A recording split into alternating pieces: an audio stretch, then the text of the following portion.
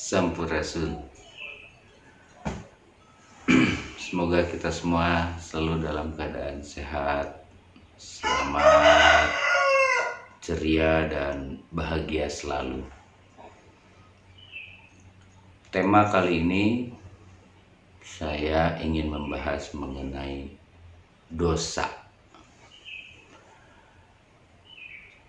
Dalam keadaan pandemi ini, rasanya kita jadi tidak aneh ya mendengar si A meninggal dunia, si B meninggal dunia, dan terus begitu.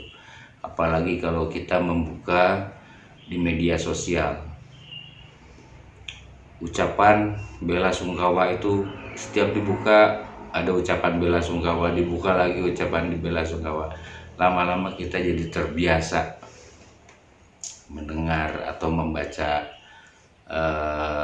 ungkapan bela sungkawa atas kematian seseorang, baik itu saudara, teman, sahabat, dan lain sebagainya.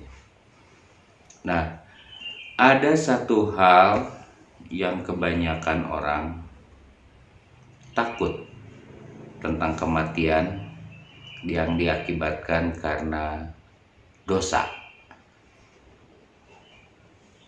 Dosa itu sering terjadi kapan saja, baik disengaja maupun tidak disengaja. Dosa adalah bagian dari apa yang ada pada diri kita. Jadi tidak bisa ditolak bahwa dosa adalah bagian dari yang ada pada badan kita, pada tubuh kita, pada pikiran kita, pada jiwa kita secara menyeluruh. Dosa itu sebetulnya apa? Dosa adalah penyesalan. Dosa itu artinya penyesalan. Ada tingkatan dosa. Tentu dosa yang saya maksud adalah apa yang diajarkan di dalam ajar Pikuku Sunda. Jadi ada dosa, nanti naik tingkat menjadi nalangsa, lalu naik tingkat lagi menjadi sangsara.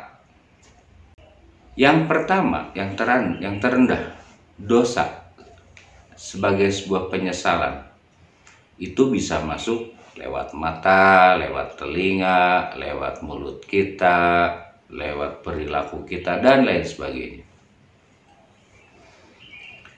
Dosa dari sebuah perilaku atas kesadaran kita sendiri mungkin, ataupun atas ketidaksadaran kita, mengakibatkan rasa menyesal yang luar biasa. Dosa terhadap orang tua misalnya, itu nanti kita akan mulai kepikir, kenapa ya kita harus melakukan itu? Nah, muncullah rasa sesal pada diri kita.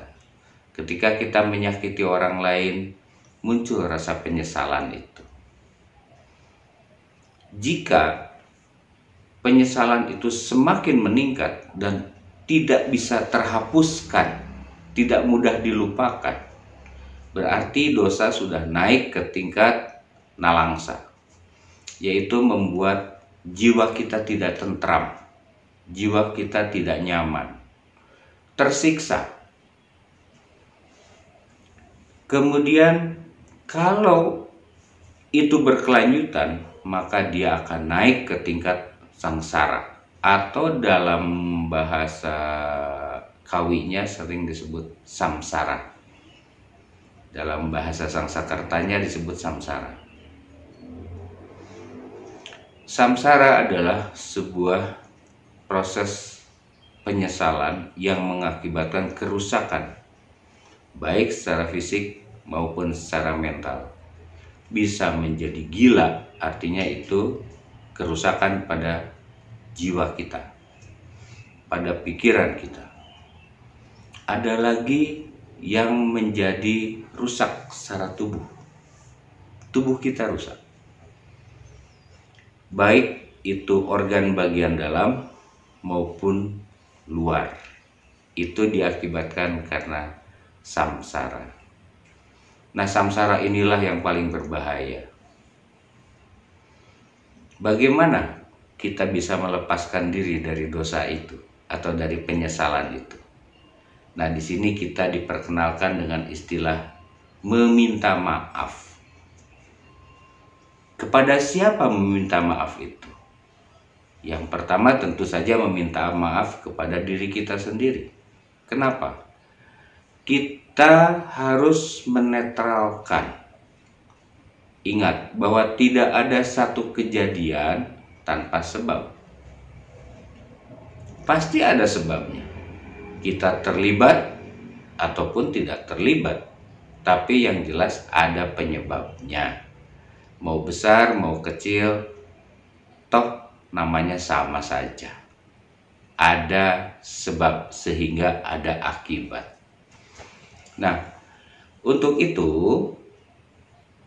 coba kita mengolah. Pertama adalah mengolah rasa. Di sini saya bukan mau mengajarkan, bukan, tapi untuk berbagi saja. Pertama, buka saja mata biasa. Tarik nafas yang dalam, lalu tahan sebentar, lalu buang lewat mulut. Ingat, ditarik lewat hidung, tahan sebentar, lalu dilepas lewat mulut. Perlahan-lahan. Ingat, selalu harus perlahan-lahan. Harus tenang.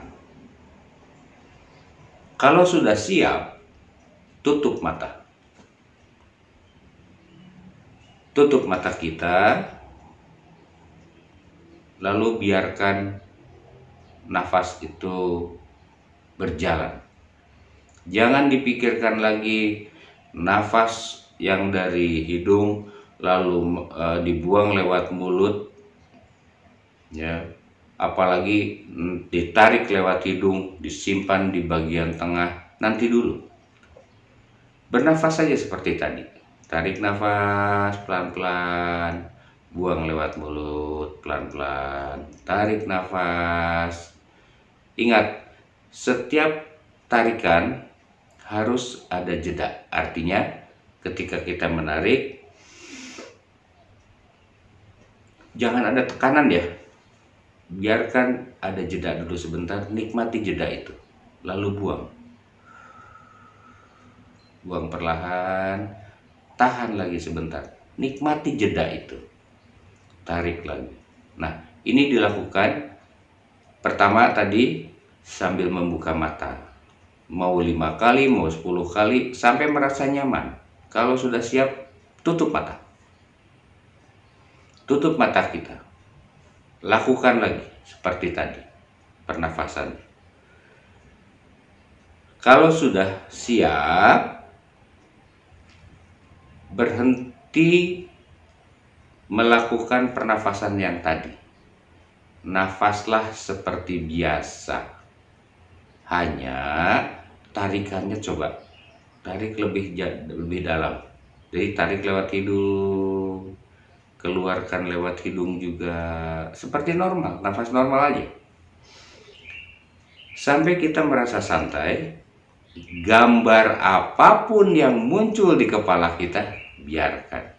Tugas kita hanya menyaksikan. Biarkan dia lewat. Nanti pasti lewat kok. Jadi seperti rombongan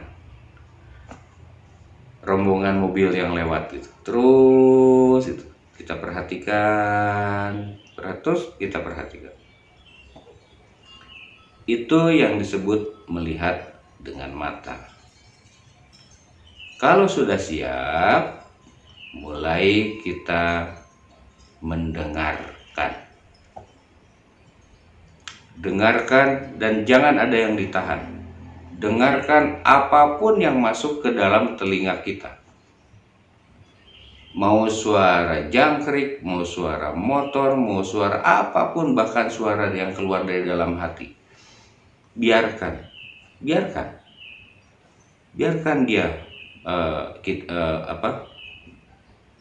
lewat atau terdengar oleh telinga kita.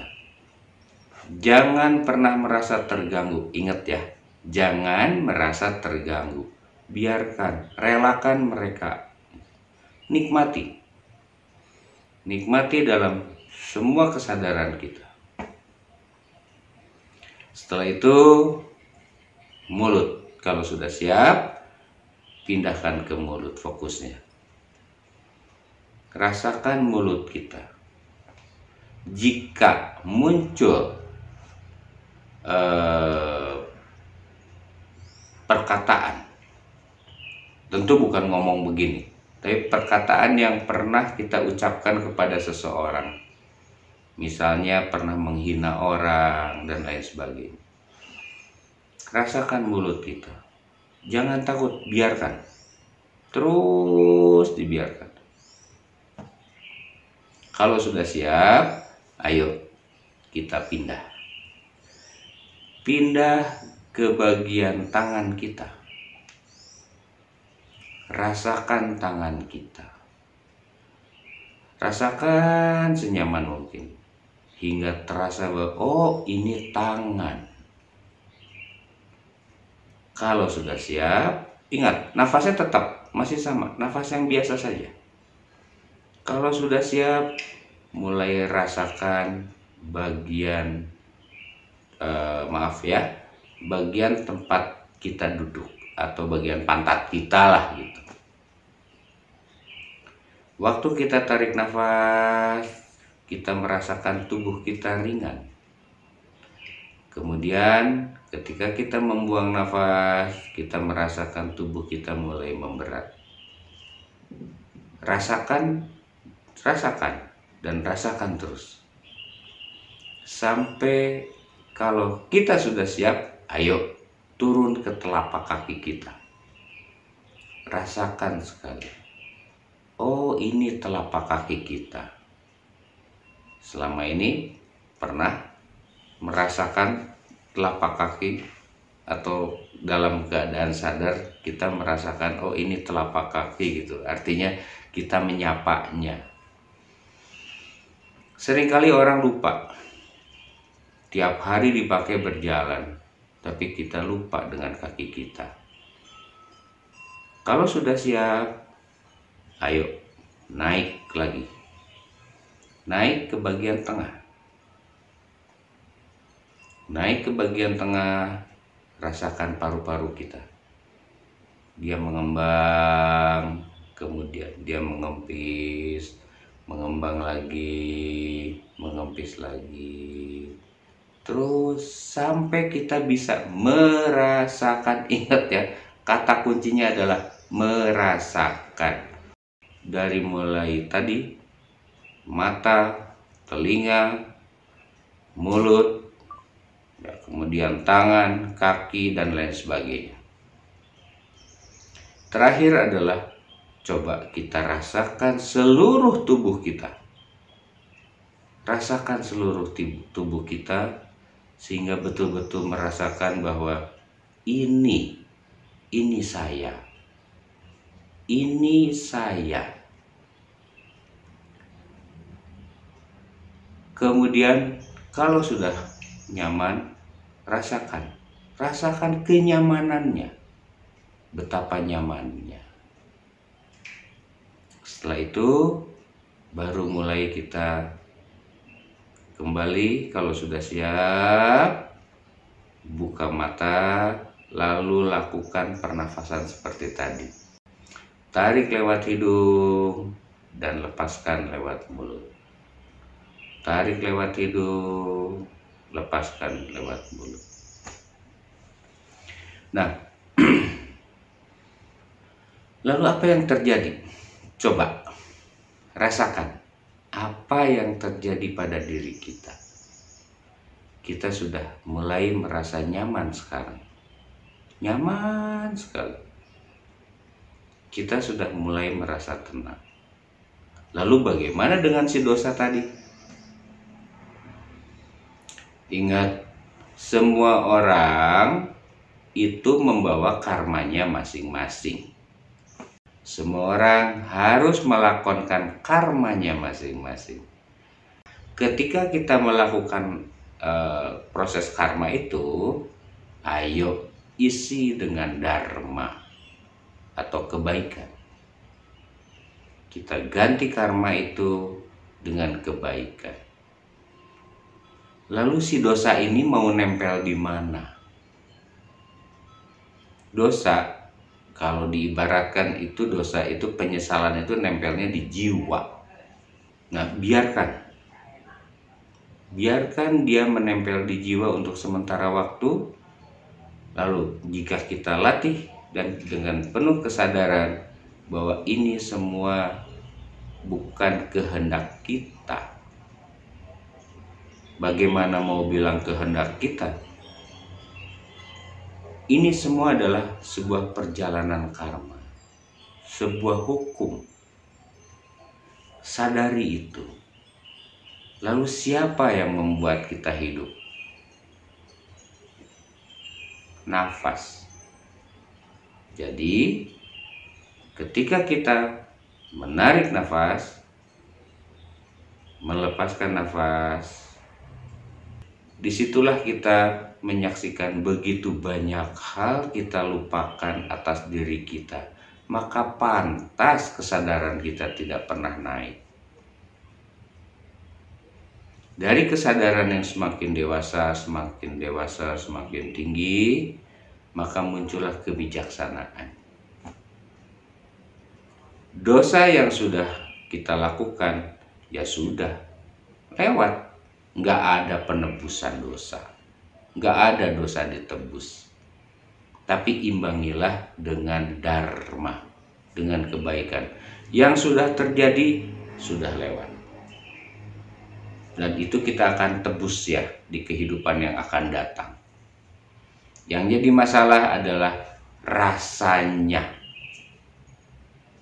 Coba, rasa itu akan mulai berkurang apabila kita punya pengetahuan bahwa ini semua adalah buah yang sedang kita petik, hasil dari yang kita tanam di kehidupan kita di masa lalu.